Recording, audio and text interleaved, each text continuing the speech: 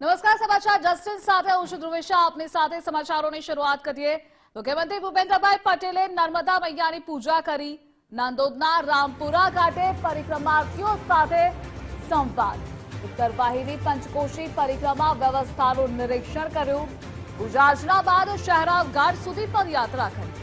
શ્રદ્ધાળુઓ માટે તંત્ર દ્વારા સુવિધાઓ ઊભી કરાઈ છે. પવિત્ર યાત્રાધામ વિકાસ બોર્ડે વિશેષ વ્યવસ્થા કરી.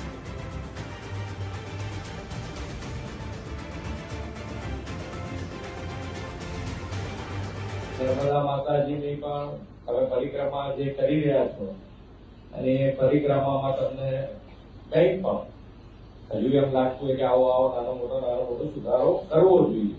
આ ખૂબ મોટી આસ્થાનું કેન્દ્ર છે અને ભારત દેશના ખૂણે ખૂણેથી અહીંયા આ યાત્રા કરવા માટે બધા આવતા હોય છે. હમણાં મને મહારાષ્ટ્રથી આવેલા એક પરિક્રમા માટે થઈને એક પુસ્તક લખ્યું છે એમને. એનું હિન્દીનું મરાઠીમાંથી હિન્દીમાં ટ્રાન્સલેટ કર્યું અને એ પુસ્તક હમણાં મને આપ્યું. એટલે દેશમાંથી બધે આખા દેશમાંથી અહીંયા આવતા હોય છે. તો દરેક દેશવાસીઓ અને ભારતના દરેકે દરેક નાગરિકને પણ સુખ શાંતિ અને સમૃદ્ધિમાં આપે એવી આપણી પ્રાર્થના.